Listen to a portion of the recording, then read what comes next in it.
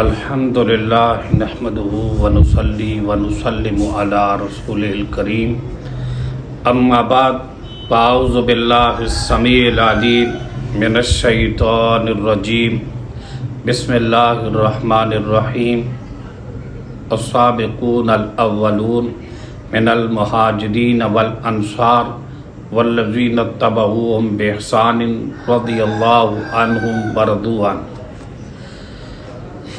معزز ناظرین، تمام قسم کی اعلیٰ تعریفات، تحمیدات و تمجیدات مالک کائنات کی ذات گرامی کے لیے لائق و زیبا ہیں کہ جس مالک الملک نے اکیلے یہ ساری کائنات کو پیدا کیا اور وہ اکیلا ہی اس کائنات کا معبود و مسجود علام الغیوب ہے، اسی کی قدرت ہر جگہ موجود ہے۔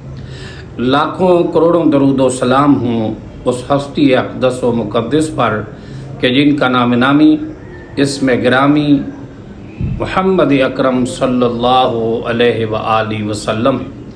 وہ ذات گرامی جن مالک کائنات نے اس کائنات کے اندر رحمت کائنات بنا کے مبعوث فرمایا اور آپ علیہ السلام کے سر اقدس کے اوپر ختم نبوت کا تاج سجایا۔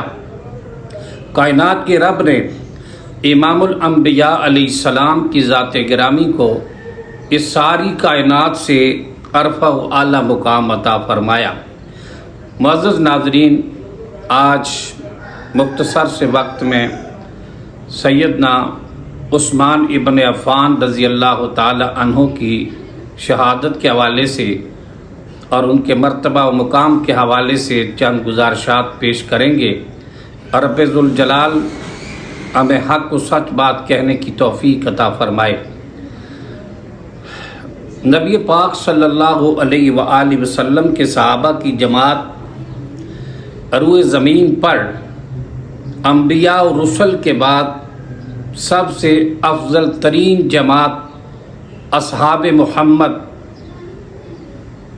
رضوان اللہ علیہ مجمعین ہے کہ نبی پاک صلی اللہ علیہ وآلہ وسلم کو جس شخص نے حالت ایمان کے اندر دیکھا اور اس کی موت بھی حالت ایمان پر ہوئی، ایسے شخص کو صحابی کہتے ہیں۔ نبی پاک صلی اللہ علیہ وآلہ وسلم کے صحابہ کرام وہ شخصیات ہیں کہ جن کا تذکرہ مالک کائنات نے اپنے قرآن کے اندر جا بجا کیا۔ رب ذوالجلال نے نبی پاک علیہ السلام کے ان صحابہ کا جب تذکرہ کیا، سورہ توبہ کی آیت مبارکہ میں اللہ رب العالمین فرماتے ہیں والسابقون الاولون من المہاجرین والانصار والذین اتبعوہم بإحسان رضی اللہ عنہم ورضوا عنہ۔ یہاں پر اللہ رب العالمین نے ان لوگوں کے ایمان کا تذکرہ کیا، ان لوگوں کی عظمت کو بیان کیا کہ جو لوگ پہلے ایمان لانے والے تھے، پہلو پہل جو سب سے پہلے ایمان لانے والے لوگ تھے، ان لوگوں کے ایمان کا تذکرہ مالک کائنات نے اپنے قرآن میں کیا۔ جو ایمان کے اندر سبقت لے جانے والے، سب سے پہلے ایمان لانے والے لوگوں کے بارے میں مالک کائنات نے فرمایا اللہ ان سے راضی ہو گیا، اور ان کے پیچھے آنے والے جنہوں نے ان کی اتباع کی، مالک کائنات ان سے بھی راضی ہو گیا۔ جو بعد میں آنے والے صحابہ جو بعد کے اندر ایمان لائے، ان کا بھی تذکرہ کیا، اور سب سے پہلے جو ایمان لانے والے صحابہ ہیں ان میں حضرت عثمان ابن عفان رضی اللہ تعالی عنہ سابقون الاولون میں سے ہیں۔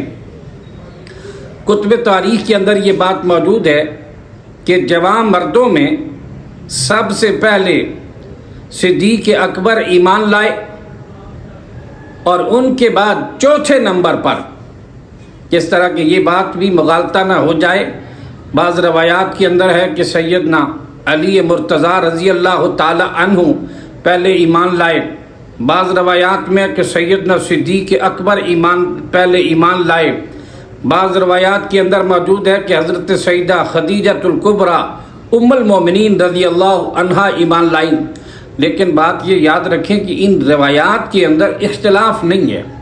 بعض بندہ یہ سمجھتا ہے کہ یہاں پر کوئی کہتا ہے جی وہ پہلے ایمان لائے، کوئی کہتا ہے وہ پہلے ایمان لائے، لیکن اصل بات یہ ہے کہ عورتوں میں سب سے پہلے ایمان جو خاتون لائی ہیں وہ حضرت خدیجۃ الکبریٰ رضی اللہ تعالی عنہا ام المومنین ہیں، اور جوان مردوں میں، آزاد جوان مردوں میں سب سے پہلے جو ایمان لائے وہ سیدنا صدیق اکبر رضی اللہ تعالی عنہ ہیں، اور بچوں میں سب سے پہلے ایمان لانے والے سیدنا علی مرتضیٰ رضی اللہ تعالی عنہ ہیں، اور غلاموں میں سب سے پہلے ایمان لانے والے سیدنا زید بن حارثہ رضی اللہ تعالی عنہ ہیں، اور اسی طرح حضرت عثمان ابن عفان چوتھے نمبر پر ایمان لائے، جب السابقون الاولون میں سے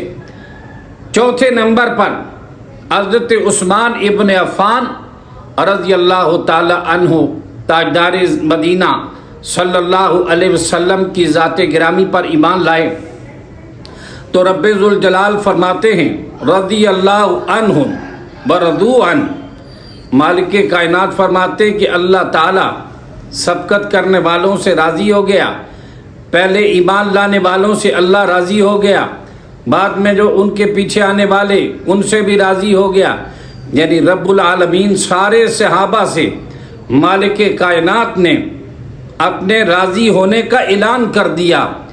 اور یہ بڑا انعام ہے کہ مالک کائنات جو جنتیوں میں سب سے آخر میں عطا کریں گے کہ خوش ہو جاؤ کہ مالک کائنات تم سے راضی ہے، اور اصحاب پیغمبر علیہ السلام کا یہ اعزاز ہے کہ مالک کائنات نے دنیا کے اوپر ہی اصحاب پیغمبر سے راضی ہونے کا اعلان کر دیا۔ چنانچہ مالک کائنات نے 4 مقام پر قرآن مجید میں فرمایا رضی اللہ عنہم ورضوا عنہ، یہ الفاظ رب ذوالجلال نے اپنے قرآن کے 4 مقامات پر بیان کیے ہیں، اس لیے صحابہ کرام کا بڑا مرتبہ و مقام ہے، بڑی عظمت و شان ہے۔ اور پھر کہیں رب العالمین فرماتے ہیں محمد الرسول اللہ والذین معہ شداء علی الکفار رحماء بینہم، اور رب ذوالجلال فرماتے ہیں محمد رسول اللہ اور آپ علیہ السلام کے جو ساتھی ہیں، آپ علیہ السلام کے جو صحابی ہیں، آپس میں بڑے نرم ہیں اور کفار کے اوپر بڑے سخت ہیں، ہو حلقہ یاراں تو بریشم کی طرح نرم، رزم حق و باطل ہو تو فولاد ہے مومن۔ یہ ان کا طرز تکلم تھا اور یہ ان کا طرز انداز تھا جس کو مالک ارض و سما نے اپنے قرآن کے اندر بیان کیا اور کائنات کے باسیوں کو یہ بتا دیا کہ اصحاب محمد جو ہیں یہ بڑی عظمت والے، یہ بڑی شان والے لوگ ہیں۔ اور حضرت عثمان ابن عفان رضی اللہ تعالی عنہ کا ہی تذکرہ آج کریں گے، کیونکہ سارے صحابہ کا تذکرہ کرنا ایک نشست کے اندر ممکن نہیں۔ انشاءاللہ الرحمن عظمت صحابہ کو بیان کرتے رہیں گے۔ سیدنا ذوالنورین رضی اللہ تعالی عنہ کو ایک بڑا اعزاز ہے، حضرت عثمان ابن عفان بڑے اعزاز کے حامل ہیں کہ اللہ اکبر، حضرت آدم علیہ السلام سے لے کر امام الانبیاء علیہ السلام کی ذات گرامی تک کسی امتی کو نبی کی 2 بیٹیاں اپنے نکاح میں لانے کا اگر شرف حاصل ہوا تو سیدنا عثمان ابن عفان رضی اللہ تعالی عنہ ہیں۔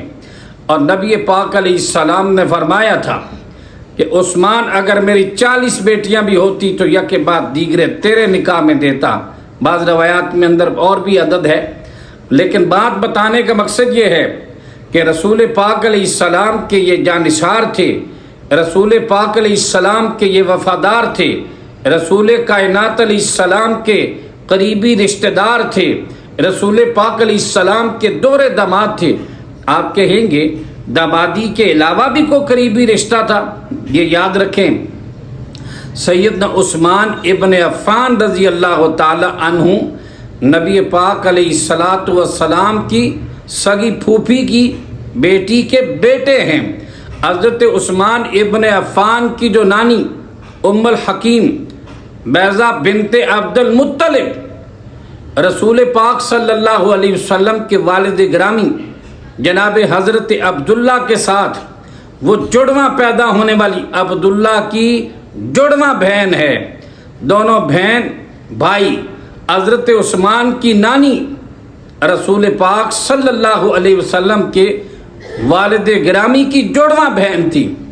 تو گویا کہ حضرت عثمان ابن عفان رضی اللہ تعالی عنہ کا نبی مکرم علیہ الصلاۃ والسلام کے ساتھ قریبی اور گہرا رشتہ تھا۔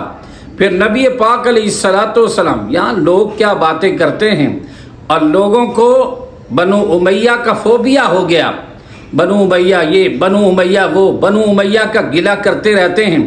کچھ لوگوں کی عادت بن چکی ہے اور بنو امیہ کا بغض ان کے دلوں میں رچ بس چکا ہے۔ ان کو پتہ نہیں کہ بنو امیہ کا تعلق کیا تھا۔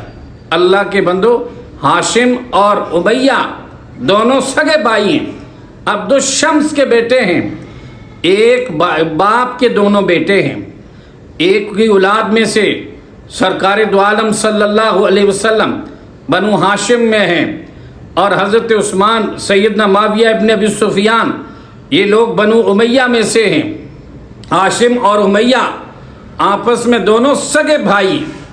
یہ تو بات لوگوں کو سمجھ نہیں آتی، بنو امیہ والے یہ، بنو امیہ والے وہ۔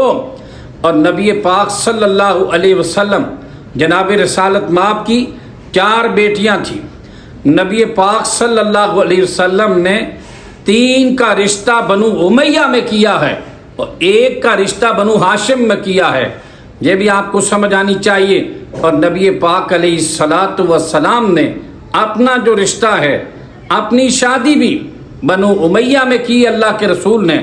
ام المومنین ام حبیبہ سلام اللہ علیہا نبی پاک علیہ السلام کی جو زوجہ تھی، حضرت امیر معاویہ کی سگی بہن تھی، ابو سفیان کی بیٹی تھی۔ تو پتہ یہ چلا کہ نبی پاک علیہ السلام کے بنو امیہ کے ساتھ گہری روابط اور گہری رشتہ داری تھی اور گہری محبت تھی سرور کائنات علیہ السلام کو ان کے ساتھ۔ اور اس طرح سیدنا عثمان ابن عفان رضی اللہ تعالی عنہ، وہ عثمان ابن عفان تھے، نبی پاک نے جن کے بارے میں کہا کہ عثمان سے تو آسمان کے فرشتے بھی حیا کرتے ہیں۔ پھر نبی مکرم صلی اللہ علیہ وسلم کے اس جانثار نے رسول کے اشاروں پر اپنا سب کچھ قربان کیا۔ نبی پاک علیہ السلام کے اشاروں پر اسلام کی ترویج کے لیے، اسلام کی سربلندی کے لیے، کملی والے کے فرمان پہ عمل کرنے کے لیے، اسلام کے دفاع کے لیے، غریبوں کی مدد کے لیے، فقراء کی معاونت کے لیے جود و سخا کی بارش کی ہر مقام پر۔ اور جب جیش اسرا کی تیاری کرنے لگے، وہ عثمان ابن عفان جب جیش اسرا کی تبوک کے موقع پر اتنی بڑی لڑائی تھی، 2.5 لاکھ عیسائیوں کے ساتھ ایک بڑی لڑائی، اور 30,000 مسلمان تھے تقریباً۔ اب کیا ہوتا، اچانک اعلان جنگ کر دیا انہوں نے کہ تیاری کرو جناب، اتنے بڑے لشکر کا مقابلہ کرنے کے لیے 2.5 لاکھ لوگوں کے ساتھ، ایک بڑی فوج کے ساتھ 30,000 مسلمانوں کا مقابلہ ہونا ہے۔ سرور کائنات علیہ الصلاۃ والسلام نے جب چندے کا اعلان کیا، عثمان ابن عفان رضی اللہ تعالی عنہ نے 900 اونٹ غلے سے بھرے ہوئے جیسے اسرا کی تیاری میں سرور کائنات علیہ السلام کی خدمت میں پیش کر دیے۔ اللہ اکبر، اتنی بڑی سخاوت کی بارش کر دی، اپنے مال و متاع کو رب ذوالجلال کے راستے میں دین اسلام کی سربلندی کے لیے عثمان ابن عفان رضی اللہ تعالی عنہ نے اپنی دولت کو پانی کی طرح بہا دیا۔ پھر سرور کائنات علیہ السلام نے جب نقدی کے بارے میں کہا کہ کوئی پیسے نقد، اگر کسی کے پاس نقدی موجود ہے تو وہ بھی لے آؤ۔ عثمان ابن عفان 1000 اشرفیاں گود میں ڈالے ہوئے سرور کائنات صلی اللہ علیہ وسلم کی خدمت اقدس میں آ کے پیش کر دیا، کہا کملی والے قبول کر لیجئے، اور نبی پاک الٹا پلٹا رہے تھے، کہتے عثمان آج کے بعد کوئی عمل بھی کرے اسے کوئی عمل بھی نقصان نہیں دے گا۔ عثمان ابن عفان کو تاجدار مدینہ نے، جامع ترمذی کے اندر حدیث ہے، اللہ کے رسول علیہ السلام نے جو 10 صحابہ کا تذکرہ کیا، جنت کی بشارت دی، اور تیسرے نمبر پر کونین کے تاجدار نے فرمایا عثمان فی الجنہ۔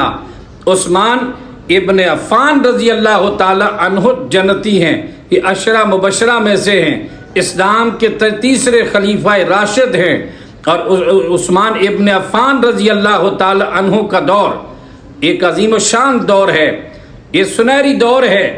اس 6 سالوں کے اندر عثمان ابن عفان نے تقریباً 22 لاکھ مربع میل کے علاقے فتح کر کے اسلام کا پرچم لہرایا۔ یہ اتنا بڑا رقبہ ہے۔ 11 لاکھ پر 22 لاکھ پر جب وہ خلیفہ بنے تو 44 لاکھ پر ان کا اختتام ہوا، ان کی شہادت ہوئی۔ 22 لاکھ مربع میل تک، یہ تقریباً 3 پاکستانوں جتنا بنتا ہے، اتنے بڑے علاقے فتح کر کے عثمان ابن عفان ہی تھے جنہوں نے اسلام کا پرچم لہرایا۔ وہ سیدنا عثمان ابن عفان رضی اللہ تعالی عنہ ہیں، اور کونین کے تاجدار نے، عبداللہ کے در یتیم نے، رابر عظیم نے، امام الانبیاء والمرسلین علیہ السلام نے فرمایا کہ ہر نبی کا جنت کے اندر ایک رفیق ہوگا، اور میرا رفیق عثمان ابن عفان ہوگا۔ نبی پاک علیہ السلام کا یہ رفیق اور اسلام کے لیے قربانیاں دینے والا مسلمان جب مدینہ طیبہ میں تشریف لائے، مسلمانوں کے پاس کچھ نہیں تھا، عثمان ابن عفان ہی تھے کہ ایک یہودی کے پاس بیر روما ایک جو کنواں تھا اور بڑا مہنگا پانی وہ یہودی فروخت کرتا تھا۔ نبی پاک علیہ السلام نے کہا میں اسے بشارت دیتا ہوں مغفرت کی، جو یہ کنواں مسلمانوں کے لیے وقف کرے۔ نبی پاک علیہ السلام کا یہ جانثار اٹھا، اس نے اپنی جیب سے 35,000 دے کر، اللہ اکبر، 35,000 درہم دے کر، دینار دے کر انہوں نے یہ کنواں مسلمانوں کے لیے خرید کر وقف کر دیا۔ وہ عثمان ابن عفان تھے۔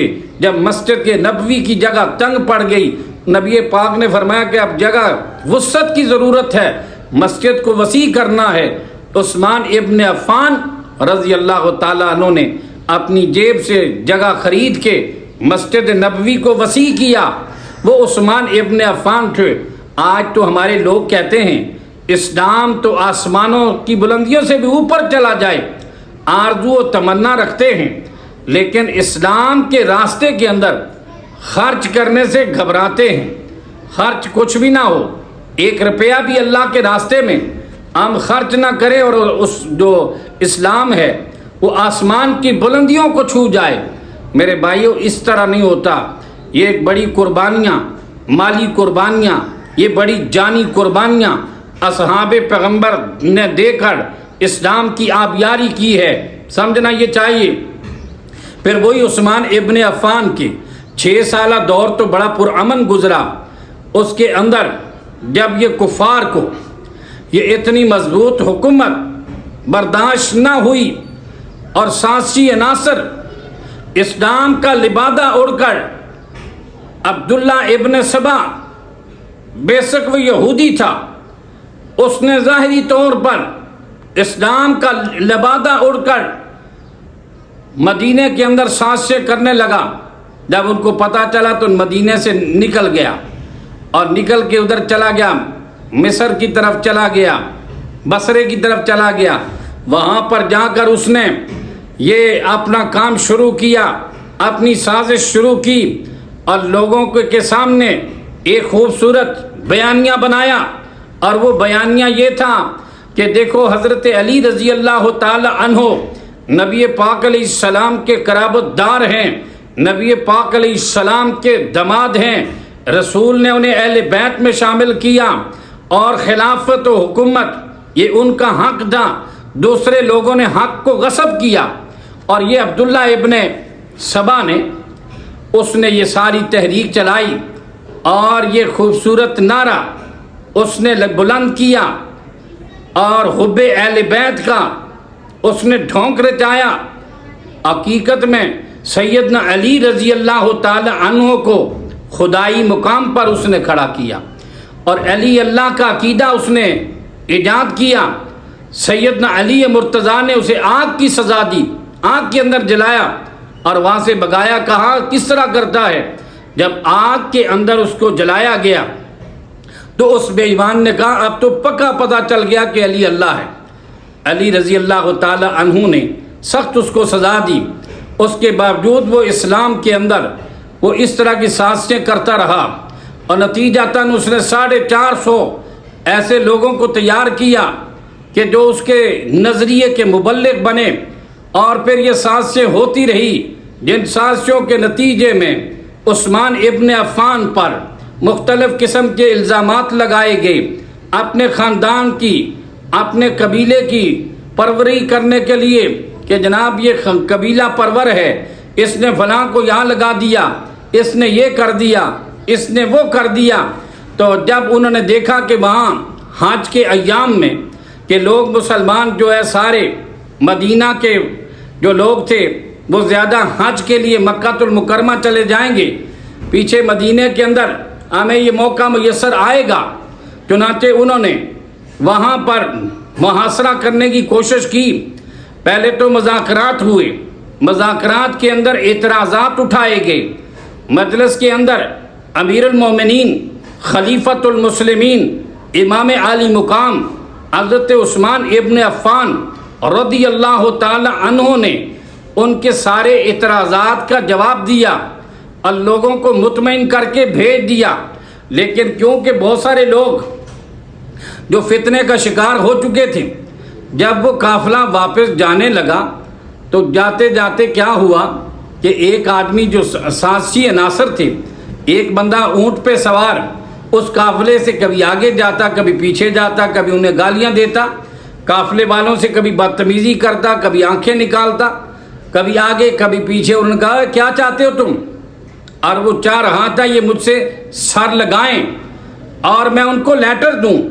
اس کے پاس ایک خط تھا، اور اس خط کے اندر یہ لکھا ہوا تھا کہ یہ جو لوگ آ رہے ہیں، گورنر کے نام یہ خط عثمان ابن عفان کی طرف سے لکھ کر حضرت عثمان کی مہر لگوا کر مہر بنا کے خود ہی ساری سازش کی کہ جتنے یہ لوگ قافلے والے آ رہے ہیں ان سب کو قتل کروا دینا، ان کو یا سولی پہ چڑھوا دینا یا ان کے ہاتھ اور پاؤں کاٹ دینا۔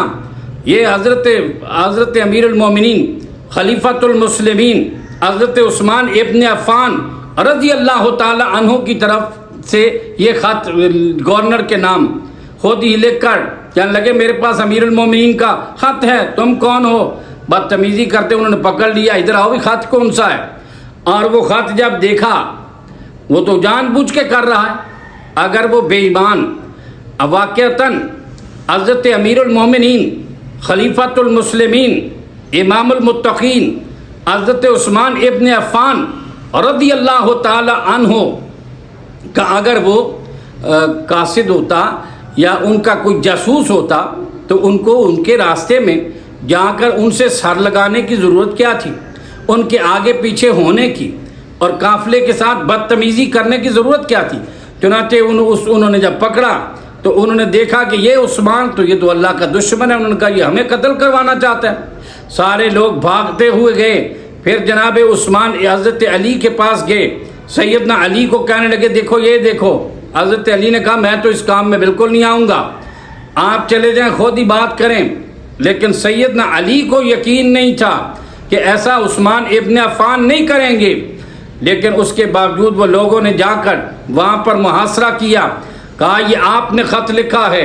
سیدنا عثمان ابن عفان نے قسم اٹھا کے فرمایا کہ مجھے نہیں پتا، اس چیز کا علم بھی نہیں، نہ میں نے یہ خط لکھا ہے۔ نہ میں نے کسی سے لکھوایا ہے، تو میں قسم اٹھاتا ہوں اگر تم کہتے ہو کہ میں نے ایسا کیا، تم کوئی گواہ پیش کرو، اس پر گواہ لے آؤ، میں ماننے کے لیے تیار ہوں۔ لیکن گواہ کہاں سے لائے؟ انہوں نے کہا جی آپ نے لکھا یہ بڑی، تو امور بلوا بنا دیا۔ ان بلوائی بے ایمانوں نے آپ کے گھر کا محاصرہ کیا۔ محاصرے کے دوران اللہ اکبر، سیدنا عثمان ابن عفان رضی اللہ تعالی عنہ کو منبر کے اوپر لاٹھی چھین کر، جس لاٹھی کو ہاتھ میں پکڑ کے سرور کائنات علیہ السلام خطبہ دیا کرتے تھے، پھر صدیق اکبر نے خطبہ دیا، اس لاٹھی کو ہاتھ میں لے کر اسی عصا کو عثمان ابن عفان نے، عمر بن خطاب نے بھی پکڑا تھا۔ عثمان ابن عفان رضی اللہ تعالیٰ عنہ کے ہاتھوں سے پکڑ کر دیوار سے مار کر توڑ دیا۔ حضرت عثمان کو زخمی کیا گیا۔ 40 دن تک حضرت عثمان کے گھر کا محاصرہ کیا گیا، آپ کو بھوکا اور پیاسا رکھا گیا۔ اس مظلوم مدینہ کی، اس شہید کی داستان کو لوگ نہیں جانتے، لوگوں کو پتہ نہیں یہ کتنا بڑا کربلا تھا۔ عثمان ابن عفان مظلوم مدینہ رضی اللہ تعالی عنہ، کئی صحابہ کرام نے بھی کہا کہ جلدی سے امیر المومنین آپ ہمیں حکم کیجئے، ہم ان کافروں، ان منافقوں کے خلاف لڑیں، ہم ان بلوائیوں کے خلاف لڑیں گے، مقابلے کے لیے مقابلہ کر کے ان کو بھگا دیتے ہیں، آپ آرڈر لگائیں۔ امیر المومنین نے کہا میں رسول کا وہ خلیفہ نہیں بننا چاہتا کہ مدینہ کی گلیوں کو جس کی وجہ سے خون آلود کیا جائے، میں اپنی ذات کے لیے کسی کو لڑانا نہیں چاہتا۔ اتنا برداشت، اتنا تحمل۔ آپ سے مطالبہ کیا گیا کہ جناب خلافت کو چھوڑ دو، یہ کرسی خلافت کو چھوڑ دو اور قمیض خلافت کو اتار دو۔ حضرت عثمان ابن عفان رضی اللہ تعالی عنہ نے اللہ کے محبوب کا وہ فرمان بیان کیا۔ مسند احمد کے اندر یہ حدیث مبارکہ ہے کہ نبی پاک علیہ السلام نے عثمان ابن عفان سے کہا تھا، عثمان اللہ تجھے خلافت کی قمیض پہنائے گا اور منافقین تجھے اتارنے پر مجبور کریں گے، زبردستی اتروانے کی کوشش کریں گے، فرمایا تو نے یہ قمیض نہیں اتارنی۔ عثمان ابن عفان رضی اللہ تعالی عنہ نے کہا کہ میں یہ قمیض نہیں اتاروں گا کہ مدنی تاجدار جناب محمد مصطفیٰ علیہ الصلاۃ والسلام نے مجھے یہ قمیض نہ اتارنے کا کہا ہے، تو میں نہیں اتاروں گا یہ قمیض خلافت، کیا ہوگا زیادہ سے زیادہ قتل ہو جاؤں گا۔ لیکن عثمان ابن عفان کے ساتھ اتنا بڑا ظلم ہوا، اتنا بڑا جبر ہوا، پانی پینے کے لیے میسر نہ آیا، اس کنویں کا پانی اس عثمان ابن عفان کو نہیں دیا گیا کہ جو کنواں عثمان نے مسلمانوں کے لیے اپنی جیب سے خرید کر وقف کیا تھا۔ وہ عثمان ابن عفان رضی اللہ تعالی عنہ کبھی روزہ رکھتے ہیں، کبھی بھوک لگتی ہے تو رب کا قرآن پڑھتے ہیں، جب پیاس لگتی ہے تو رب کا قرآن پڑھتے ہیں، اور اپنے گھر کے اندر بڑھاپے کی عمر میں اس عثمان ابن عفان کا حیا نہ کیا گیا کہ جس کے بارے میں کونین کے تاجدار علیہ السلام نے فرمایا تھا کہ عرش کے فرشتے بھی عثمان کا حیا کرتے ہیں، لیکن بلوائی بے ایمانوں کو ذرا شرم و حیا نہ آئی۔ اپنی گھر کی چھت سے لوگوں سے خطاب کرتے ہوئے کہا کیا میرے رسول نے میرے بارے میں یہ نہیں کہا تھا؟ کیا میں نے یہ کام نہیں کیا؟ کیا میں نے وہ کام نہیں کیا؟ ساری باتیں، لیکن ان بے ایمانوں کے دل پتھر ہو چکے تھے اور پتھروں سے بھی سخت ہو چکے تھے۔ وہ بے ایمان اتنی بڑی سازش کا شکار ہو چکے تھے۔